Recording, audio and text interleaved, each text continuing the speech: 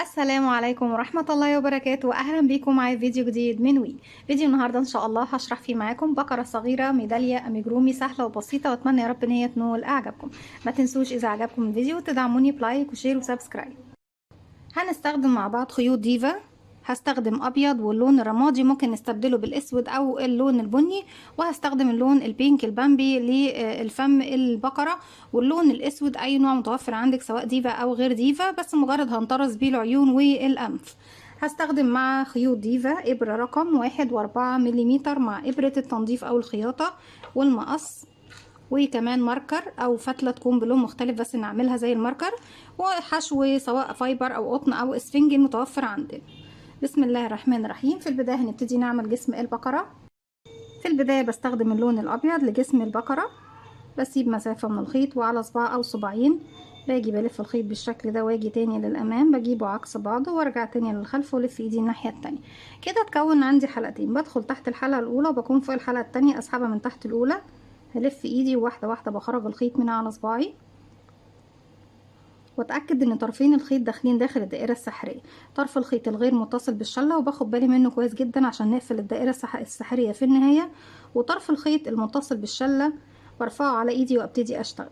علشان ابتدي اشتغل داخل الدائره السحريه لازم اقفلها. ازاي بقفلها؟ بلف الخيط وبخرج من الحلقه اللي عندي على الابره بالشكل ده، بكون ارتفعت السلسله. السلسله دي بتقوم معانا بدورين. الدور الاول هي خلاص عملته ان هي قفلت لي الدائره السحريه، والدور التاني ان هي ارتفاع الغرزة الاولى وهي غرزة الحشو. داخل الفراغ عندنا في الدائرة السحرية بشتغل 6 غرز حشو. ازاي بشتغل غرزة الحشو؟ بيكون عندي على الابرة حلقة، بدخل داخل الدائرة اسحب الخيط واخرج، معايا على الابرة حلقتين بلف الخيط وبخرج منهم. كده 1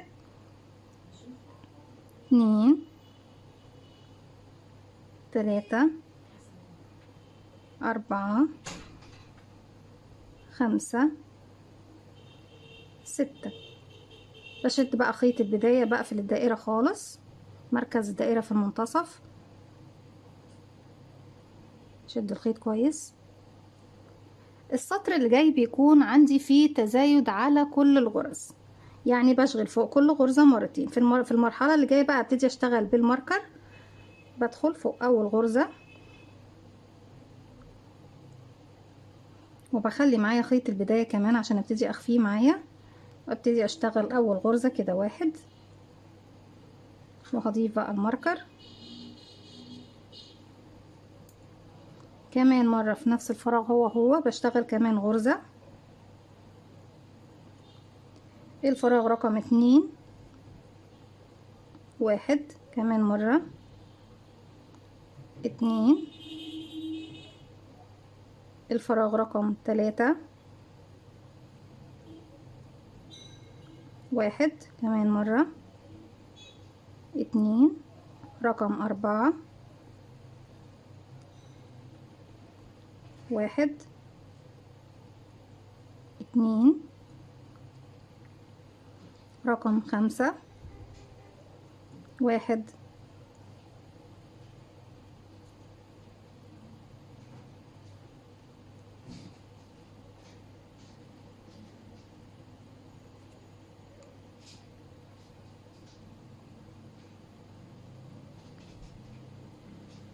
2.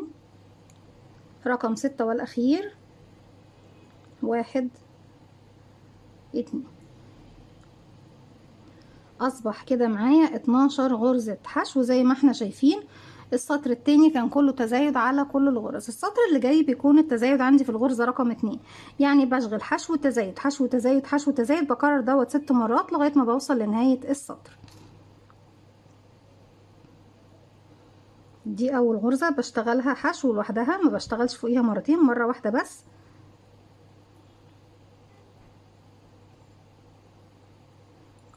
والفراغ اللي جاي بيكون فيه تزايد عفوا، يعني بشتغل فوقيه مرتين كده. بسم الله 1 كمان مرة في نفس الفراغ 2، وارجع اكرر حشو تزايد كده. اول واحدة حشو واللي بعدها رقم 2 تزايد، يعني بشتغل فوقيها مرتين كده 1 2، وبكرر دوت لغاية نهاية السطر. رجعت لكم تاني في نهاية السطر رقم 3. بقى معانا 18 غرزة حشو. ابتدينا ب6 وعملنا تزايد، زودنا عليهم 6 بقوا 12، وبعد كده تزايد زودنا عليهم 6 بقوا 18. وعاوزة اقول لكم قاعدة مهمة جدا في التزايد في الدائرة، نفس العدد اللي بتبتدي بيه هو نفس العدد اللي بيزيد معانا بالنسبة طبعا لقاعدة التزايد في الدائرة. السطر اللي جاي بعمل تزايد في الغرزة رقم 3، يعني بشغل حشو حشو وتزايد. في نهاية السطر بيكون معايا 24 غرزة، وبكرر طبعا حشو حشو تزايد حتى نهاية السطر. بالتكرار عندي بيكون 6 مرات. كده حشو، هروح للغرزة اللي بعدها حشو رقم 3 فيها تزايد انكريز، يعني بشتغل فوقيها مرتين، 1 2. بكرر تاني حشو، واللي بعدها حشو ورقم 3 تزايد، 1 كمان مرة في نفس الفراغ، 2. وبكرر دوت كمان 4 مرات لغاية نهاية السطر. في نهاية السطر بيكون معايا 24 غرزة حشو. رجعت لكم تاني ولسه مستمرين في التزايد. التزايد في السطر اللي جاي هيكون في الغرزة رقم 4، يعني بعمل حشو حشو حشو. في الغرزة رقم 4 بعمل انكريز تزايد، بشتغل فوقيها مرتين، وبكرر دوت 6 مرات. في نهاية السطر بيكون معايا 30 غرزة حشو. كده حشو حشو حشو تزايد، 1 كمان مرة في نفس الفراغ، 2. وبكرر دوت لغاية نهاية السطر. في نهاية السطر هيكون معانا 30 غرزة حشو. رجعت لكم تاني، وفي نهاية السطر بقى معانا زي ما اتفقنا مع بعض 30 غرزة حشو. لسه مستمرين في التزايد. يعني هنشتغل السطر دوت والسطر اللي جاي فيهم تزايد. السطر ده التزايد عندي هيكون عندي 4 حشو، بعد كده في رقم 5 هيكون فيه تزايد، يعني حشو حشو حشو حشو 4، ورقم 5 فيها تزايد. وبكرر دوت 6 مرات لغاية ما اوصل لنهاية السطر. في نهاية السطر بيكون معايا 36 غرزة حشو. كده 1 حشو، واللي بعدها 1 يبقى 2، واللي بعدها 1 يبقى 3، واللي بعدها 1 يبقى 4. رقم 5 فيها تزايد، 1 وكمان مرة في نفس الفراغ هو 2. بكمل بقى بنفس الطريقة وبكرر دوت 4 حشو تزايد لغاية ما بوصل لنهاية السطر ب36 غرزة حشو. رجعت لكم تاني، والسطر اللي جاي هيكون اخر سطر نعمل فيه تزايد. والتزايد عندي هيكون في الغرزة رقم 6، يعني بعمل 5 حشو تزايد 5 حشو تزايد، تكرار 6 مرات لغاية ما اوصل لنهاية السطر. بيكون معايا في نهاية السطر 42 غرزة حشو. ده 1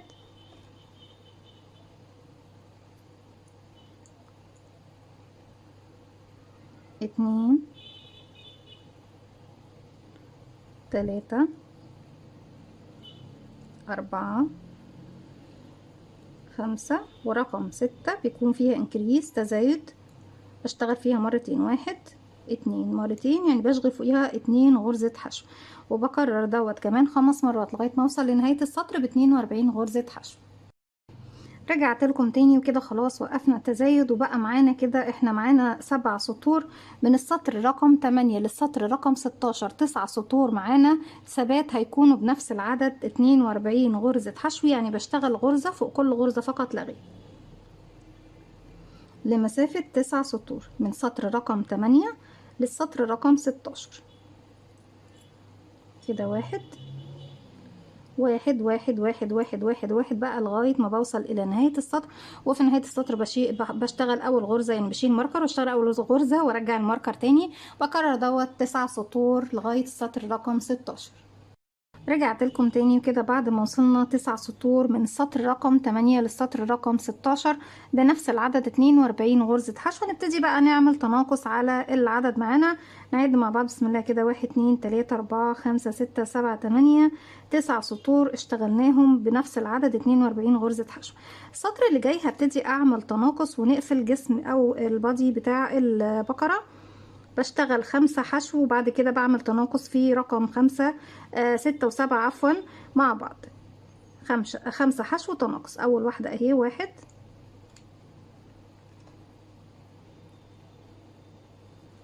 برجع تاني طبعا في نهاية السطر ان يكون معايا 36 غرزة حشو.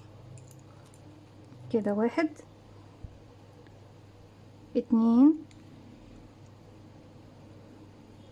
3 4 5، ونبتدي نعمل تناقص في رقم 6 و7 مع بعض. بدخل في الحلقة الأمامية الأول غرزة، وارجع أدخل في الحلقة الأمامية التاني غرزة زي ما احنا شايفين. أسحب الخيط وأخرج من تحت الحلقتين دول، اتبقى معايا حلقتين هلف الخيط وأخرج منهم. أرجع تاني بكرر 1 حشو 2 3 4 5 و6 و7. بنشغل الحلقتين الأماميين مع بعض. بصوا يا بنات، أنا عندي هنا حلقة أمامية وحلقة خلفية. بدخل تحت الحلقة الأمامية الأول فراغ كله طبعا، وارجع ادخل تحت الحلقة الأمامية التاني فراغ. أصبح معايا حلقتين والحلقة الأساسية. ألف الخيط وأخرج من الحلقتين دول، اتبقوا معايا حلقتين هلف الخيط وأخرج منهم، وبكرر دوت لغاية ما بوصل لنهاية السطر. لسه مستمرين في التناقص. السطر اللي جاي بعمل 4 حشو تناقص ديكريس، بعمل فيه رقم 5 و6 مع بعض. كده 1 حشو فوقيها 1 حشو 2 3 4 ورقم 5 و6 بنعمل فيهم تناقص، بشغلهم مع بعض. بدخل تحت الحلقة الأولى، الحلقة الأمامية للغرزة الأولى والحلقة الأمامية للغرزة التانية. ألف الخيط وأخرج من تحت الحلقتين، اتبقى حلقتين ألف الخيط وأخرج منهم، وبكرر 1 1 2 3 4 و5 و6 مع بعض. بكرر دوت لغاية نهاية السطر. في نهاية السطر بيكون معايا 30 غرزة حشو. بكمل وارجع لكم. طبعا بنبتدي نحشي الفايبر او الحشو الموجود عندنا. لسه السطر اللي جاي بنعمل تناقص. السطر اللي جاي هشتغل 3 حشو تناقص، وبكرر دوت لغاية ما بوصل لنهاية السطر. بيكون معايا 24 غرزة حشو. كده 1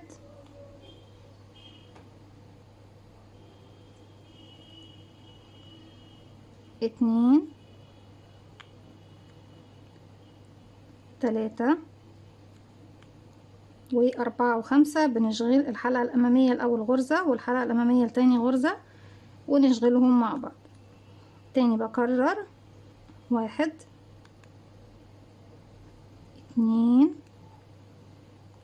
3 و4 و5. بنشغلهم مع بعض. بدخل الحلقة الأمامية الأول غرزة، وأرجع أدخل الحلقة الأمامية التاني غرزة. ألف الخيط وأخرج من الحلقتين دول، بقى معايا حلقتين ألف الخيط وأخرج منهم. بكمل لغاية نهاية السطر وأرجع لكم. لسه مستمرين بنعمل تناقص. هنعمل السطر دوت 2 حشو، بعد كده تناقص 1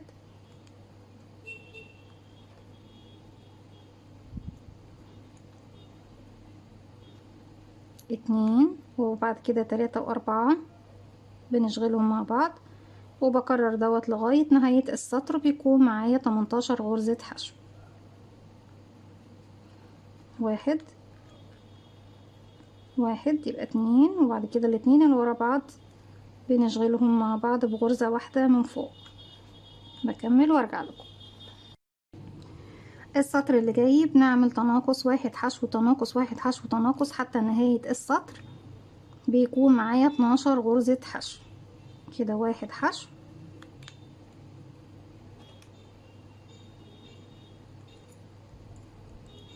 تناقص في الاتنين اللي جايين رقم 2 و3 مع بعض، وارجع اكرر تناقص 1 حشو عفوا، بعد كده تناقص. كده تاني مرة، تالت مرة 1 حشو تناقص، رابع مرة 1 حشو تناقص، خامس مرة 1 حشو تناقص، واخر مرة رقم 6 1 حشو تناقص. السطر اللي جاي بنختم خلاص الجسم، وبعمل تناقص على كل الغرز، يعني باخد كل 2 مع بعض كده. بسم الله كده، 1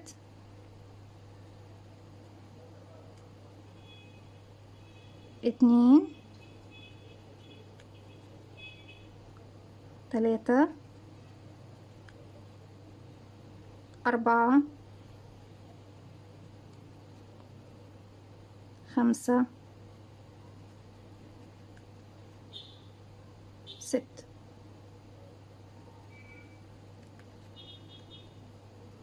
الشكل دوت خلاص. بسيب بس مسافة من الخيط،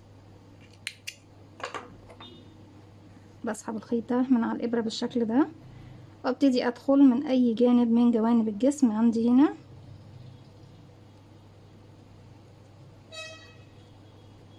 اسحب بقى الخيوط دي من الداخل.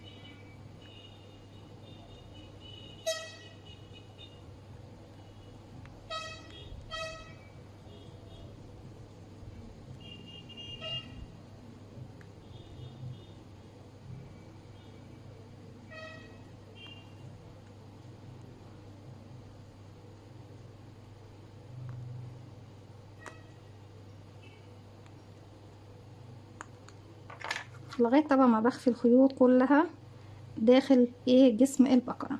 كده بيبقى معانا جسم البقرة. هنا هنعمل بقى ايه الجزء اللي بيكون طبعا مظلل على جسم البقرة. هو طبعا نفس التكرار اللي احنا اشتغلناه في بداية جسم البقرة. عندي هنا ابتديت ب6 حشو، بعد كده 12 حشو، بعد كده 18 24 30 غرزة حشو. يعني اشتغلت 1 2 3 4 5 سطور من ال5 سطور اللي احنا اشتغلناهم هنا بالظبط. هبتدي اشتغلهم مع نفسي دلوقتي، وارجع لكم نشتغل الراس والرجلين والاذن مع بعض، وكمان اللي هو البق بتاع البقرة. رجعت لكم تاني كده خلاص. خلصت القطعة الدائرية. بنعمل قطعتين من الدائرية دي، 6 حشو 12 حشو 18 حشو 24 حشو 30 حشو زي ما احنا شايفين. واحدة بتكون على رأس البقرة وواحدة بتكون على جسم البقرة. طيب نشيل الماركر كده خلاص. القطعتين دول اوكي مع الجسم. هنبتدي نعمل الاذن. ودن البقرة بتكون عندي قطعتين، قطعة باللون الرمادي، او طبعا زي ما اتفقنا مع بعض لو هتستبدلي بالبني او بالاسود او باي لون تاني طبعا انت حباه مفيش مشكلة، وواحدة باللون الابيض. يعني بنعمل واحدة من الاذن بالرمادي، وهنعمل واحدة باللون الابيض. ببتدي ب7 سلسلة. بسم الله الرحمن الرحيم. هسيب مسافة من الخيط وبلف الخيط حلقة على الهواء بالشكل ده. بدخل داخل الحلقة، الف الخيط واخرج منها. طرف الخيط بشد بقى في عقدة البداية. بسم الله الرحمن الرحيم. كده 1 2 3 4 5 6 7. هسيب اول سلسلة واروح لتاني سلسلة وابتدي اشتغل على بقية السطر كله غرز حشو. كده 1 2 3 4 5 6. هرتفع سلسلة واروح اشتغل غرزة. هسيب طبعا اول فراغ واروح اشتغل في الغرزة التانية غرزة نصف عمود، والغرزتين اللي جايين كل واحدة فيهم عمود بلفة. كده عمود عمود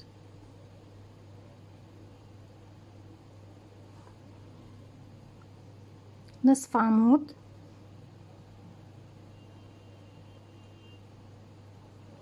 غرزة حشو. برتفع سلسلة وبمشي على كل الغرز اللي بتقابلني طبعا بما فيهم الغرزة الأولى غرزة حشو. 1 2 3 4 5. زي ما احنا شايفين هسيب بقى مسافة من الخيط كافية تكون ان احنا نخيط بيها الاذن. ابتدي اسحب الخيط ده، بجيب ابرة التنظيف او ابرة خياطة تسمح طبعا بدخول الخيط اللي احنا بنشغل بيه، وببتدي اضم اذن البقرة كده. طبعا الخيط الزيادة ده بتاع بداية الشغل هندخله معانا ايه داخل جسم البقرة. بضم كده القطعتين دول على بعض زي ما احنا شايفين بالشكل ده. وطبعا لما نعمل الرأس هنشبكها ايه في رأس البقرة كده. معانا 2 أذن، واحدة باللون الرمادي واحدة باللون الأبيض. اتبقى معايا دلوقتي القدم الأمامية للبقرة والقدم الخلفية للبقرة والرأس. دلوقتي هنبتدي نعمل الرأس مع بعض. بسم الله الرحمن الرحيم. كده بداية الراس معانا هتكون في البداية 6 حشو، 12 حشو، 18، 24، 30 غرزة حشو. يعني اشتغلت من نفس السطور اللي اشتغلناها مع جسم البقرة 1 2 3 4 5 لغاية ما وصلت للسطر رقم 5. بقى معايا 30 غرزة حشو. من السطر رقم 6 للسطر رقم 17 هيكون معايا 11 سطر بنفس العدد ثبات 30 غرزة حشو. بشتغل بقى السطر دوت وكمان بعد منه 10 سطور فوق كل غرزة، غرزة واحدة بس فوق كل غرزة بتقابلني لغاية ما بوصل 11 سطر بنفس العدد 30 غرزة حشو. بكمل بقى الارتفاع لغاية ما اوصل 11 سطر وارجع لكم تاني نكمل مع بعض. رجعت لكم تاني بعد ما خلصنا 11 سطر بنفس العدد. هنبتدي نعمل تناقص. هعمل 3 حشو بعد كده تناقص، يعني حشو حشو حشو تناقص كده. 1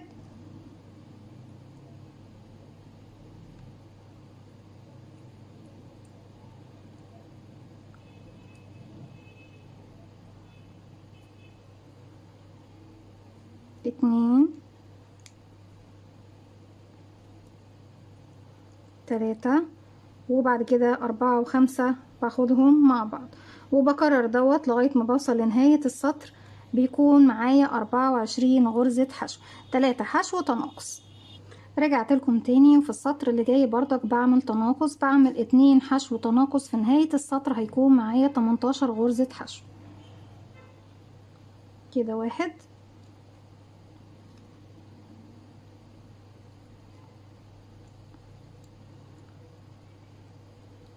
1 ورقم 3 و4 بشغلهم مع بعض وبكرر دوت لغاية ما بوصل لنهاية السطر بيكون معايا 18 غرزة حشو. لسه مستمرين بنعمل تناقص. السطر الجاي هيكون حشو تناقص حشو تناقص حشو تناقص، والسطر اللي بعده بيكون تناقص على كل الغرز لغاية ما بقفل الراس. هكمل السطر دوت والسطر اللي جاي كده معانا هتكون حشو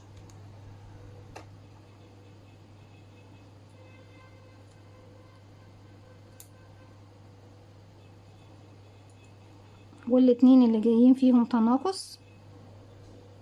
نرجع تاني يكون معانا العدد ل 12 غرزة حشو. السطر اللي جاي كله بيكون عندي فيه تناقص في كل الغرز لغاية طبعا ما ببتدي يكون معايا 6 غرز واقفل تاني الدائرة زي ما عملنا بالظبط في جسم البقرة. هكمل بقى السطر دوت والسطر اللي جاي كمان بتناقص في كل الغرز وارجع لكم نعمل الايد والرجل مع بعضينا ونبتدي نشبك بقية البقرة ونعمل الجزء الباقي بس اللي هو فم البقرة. رجعت لكم تاني وكده خلاص قفلنا الراس مع بعض. دلوقتي كل اللي باقي هو فم البقرة والرجلين والايدين. دلوقتي الفم بتاع البقرة انا ارتفعت واشتغلت سطر 2 3 يعني 6 غرزة حشو، 12 غرزة حشو، 18 غرزة حشو، يعني 3 سطور. من السطر رقم 4 للسطر رقم 13 يعني عندنا هيكون 11 سطر. رجعت لكم تاني وكده قفلنا خلاص رأس البقرة زي ما احنا شايفين. كل اللي باقي معانا هو الفم. اشتغلت 3 سطور 1 2 3 6 غرزة حشو في السطر الاول، والسطر التاني تزايد في كل الغرز بقى عندي 12، والسطر التالت عفوا تزايد في الغرزة رقم 2 يعني حشو تزايد حشو تزايد حشو تزايد. بقى معايا 18 غرزة حشو. من السطر رقم 4 للسطر رقم 13 10 سطور هيكون عندي نفس العدد ثبات بنفس العدد 18 غرزة حشو. بشغل غرزة فوق كل غرزة لمسافة 10 سطور. هكمل 10 سطور وارجع لكم نقفل الفم مع بعض. يبقى بقينا حاجات بسيطة نشغلهم مع بعض. رجعت لكم تاني في السطر دوت. هنبتدي نعمل تناقص، هعمل حشو تناقص حشو تناقص حشو تناقص لغاية ما بوصل لنهاية السطر كده. حشو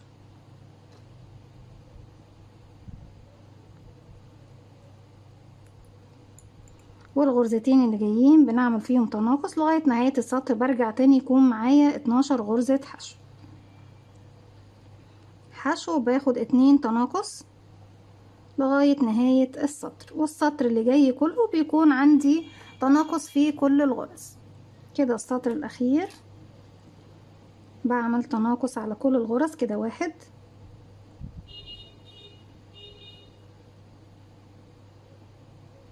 2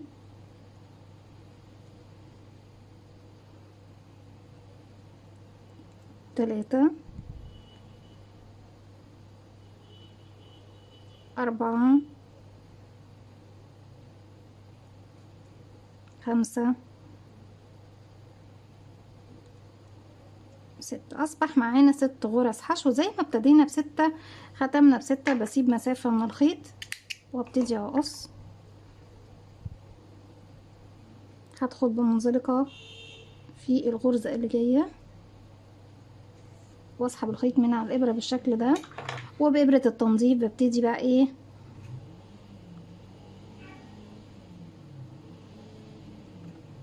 اقفل المكان ده خالص بشكل ايه سريع.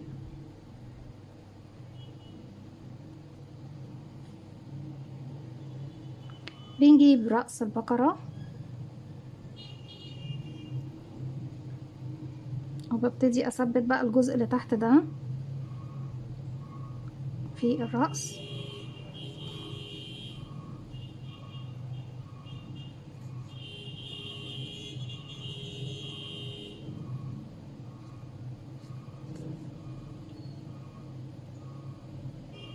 مرة من هنا ومرة من هنا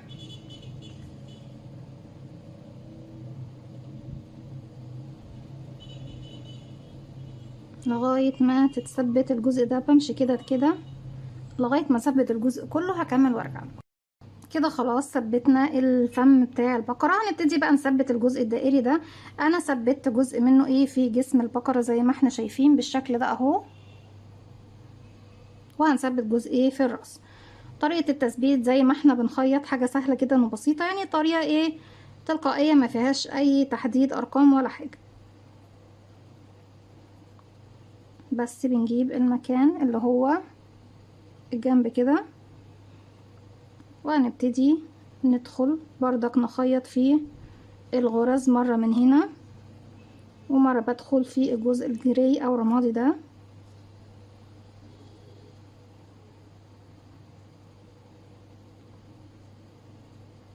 وبكمل بنفس الطريقة زي ما احنا شايفين. بلف بقى الدوران كله زي ما احنا شايفين. دلوقتي بقى نبتدي نعمل النوز والعينين مع بعضينا. هنبتدي نجيب الجزء ده من العيون اهو كده. اوكي،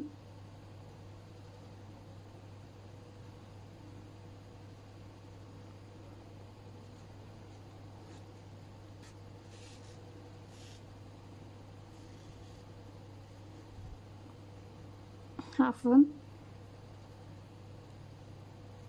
انا بس محتاجة اسحب الخيط من غير ما يتعقد اول مرة.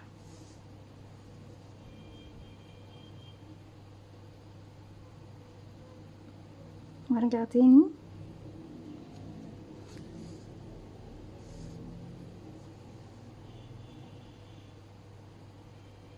وبفضل اكرر كده اكتر من مرة لغاية طبعا ما ياخد ايه السمك اللي انا محتاجاه للعين.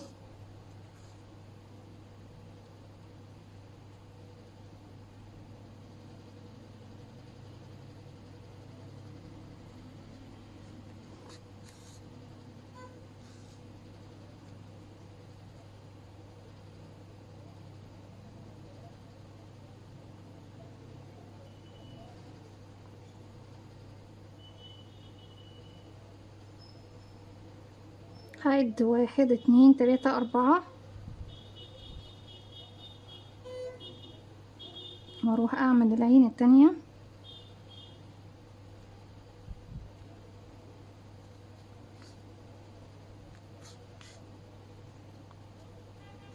لا عفوا، احنا ايه لازم الاول ندخل من الناحية من تحت علشان خاطر ايه يكونش الخيط عندنا من فوق.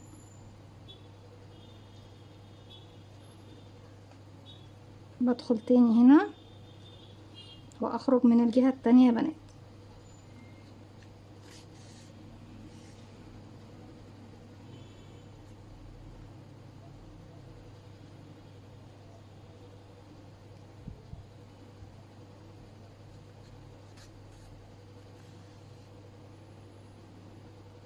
وبكرر بقى 3-4 مرات بالشكل ده.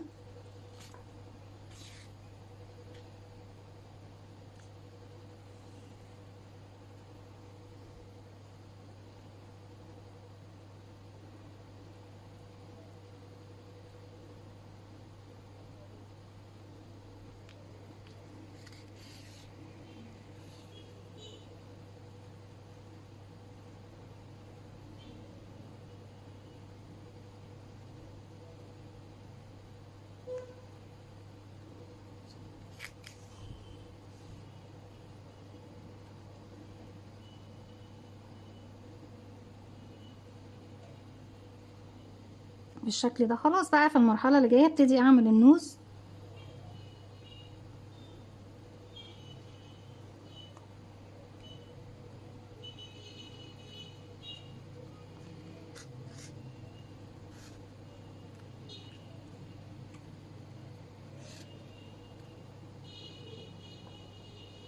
بتكون على نفس مستوى العينين. انا هي واقفة هنا هعد 1 وفي رقم 2 بدخل.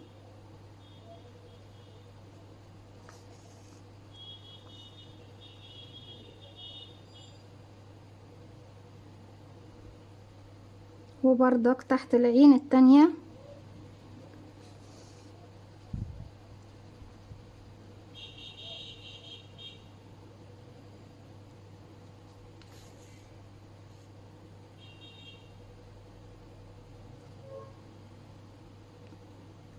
وبخرج من اي مكان بقى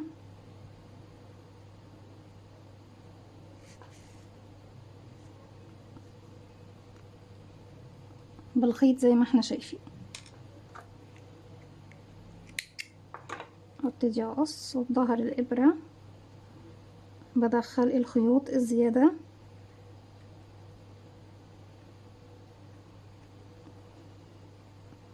للداخل زي ما احنا شايفين. لو حابين نتقل هنا تاني مفيش مشكلة. مش هركب الاذن دلوقتي لغاية ما نبتدي نعمل الايدين والرجلين. باللون الرمادي ببتدي اعمل دائرة سحرية بداخلها 6 غرز حشو بالظبط زي الشغل اللي اشتغلناه من البداية. بسم الله. 1 2 3 4 5 6 واقفل الدائرة.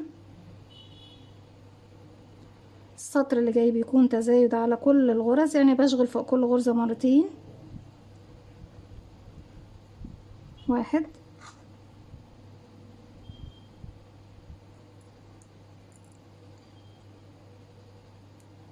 اشتغل كمان مرة فوق نفس الفراغ. ورقم 2 بشتغل فيها 1 كمان مرة 2 ورقم 3 و4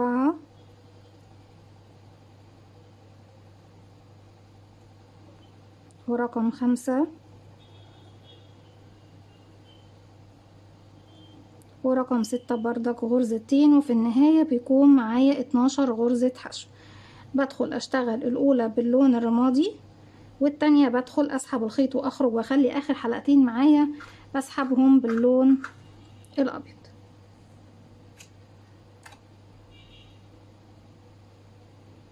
دائرة عقدة بداية وبنسحب الحلقة اللي باللون الابيض من تحت الحلقتين اللي باللون الرمادي وبتكون اخر غرزة عندي. هشيل الماركر وابتدي اشتغل السطر اللي جاي كله ثبات بنفس العدد 12 غرزة حشو، فوق كل غرزة غرزة واحدة بس. باخد معايا اطراف الخيوط كلها في الخلف كده. 1 2 3 4 5 6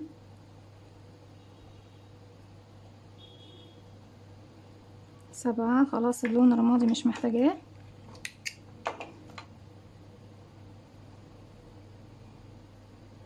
8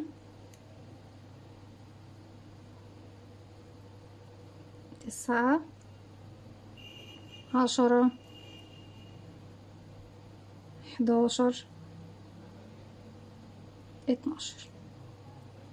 كده بقى معايا 12 غرزة حشو من السطر رقم 4 للسطر رقم 6، يعني 4 5 6، 3 سطور هشتغلهم بنفس العدد 12 غرزة حشو باللون الأبيض.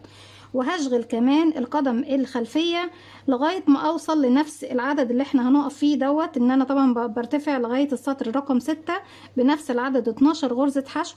وفي السطرين اللي في الآخر بس ببتدي هعمل ايه تزايد، هخلص القدم دي وكمان هبتدي القدم الخلفية لغاية ما اوصل لنفس الارتفاع دوت وارجع لكم نكمل مع بعض. رجعت لكم تاني وكده خلاص خلصت الايد زي ما احنا شايفين لغاية كده. دي بتكون الايدين الاتنين بنفس العدد. طيب الرجلين بس بيكون في اختلاف في السطرين اللي في الاخر وهنعملهم مع بعض دلوقتي. السطر اللي جاي بيكون عندي فيه تزايد، يعني بشغل حشو تزايد حشو تزايد حشو تزايد لغاية نهاية السطر. حشو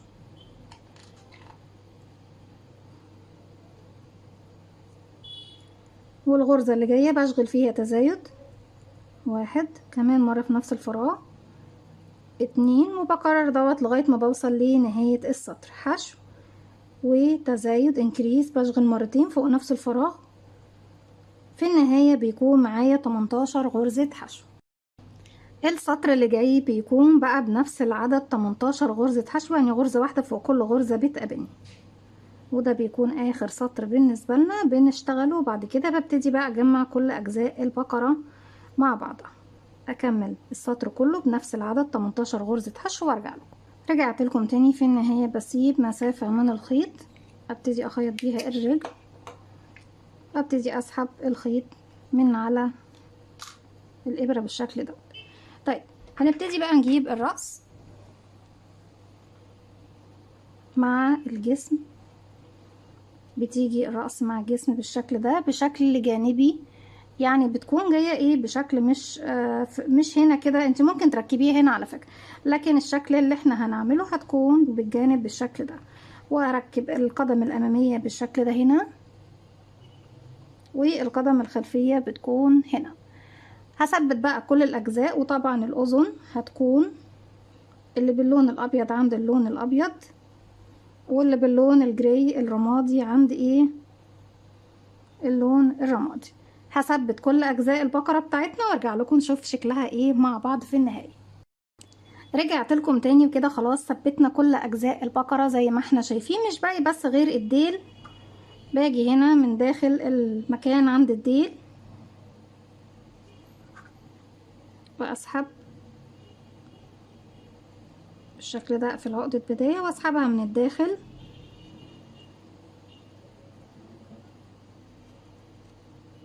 هبتدي من نفس المكان اللي انا فيه، هرتفع 1 2 3، او ممكن نخليها من فوق زي ما احنا حابين 4 5 6 7.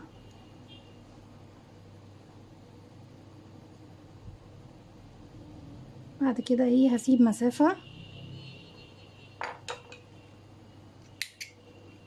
هبتدي اقص كمان حبة صغيرين. هبتدي بس ايه افرط الخيوط دي عن بعضها بحيث ان هي تديني شكل ايه ديل البقرة. طيب هتقولوا لي يا رندا في خيوط اهي زيادة. طبعا اكيد لازم في خيوط زيادة. بدخل من اي مكان في جسم البقرة وبسحب بقى الخيوط الزيادة دي داخل جسم البقرة.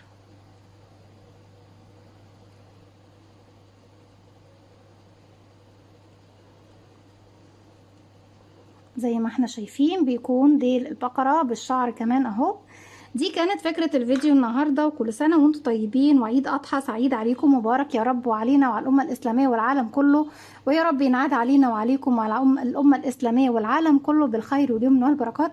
أتمنى إن فكرة الفيديو النهاردة تكون لطيفة وسهلة وبسيطة عليكم، وكمان تعجبكم وتنول إعجابكم. ما تنسوش إذا عجبكم الفيديو تدعموني بلايك وشير وسبسكرايب، واستنوني فيديو جديد من وي. وما تنسوش كمان تفعلوا زرار الجرس عشان يوصلكم مني كل جديد. هنعلق طبعا العليقة أو الميدالية في المكان اللي فوق اهو، سهلة جدا وبسيطة مفيهاش أي حاجة. السلام عليكم ورحمة الله وبركاته، كل سنة وانتم طيبين.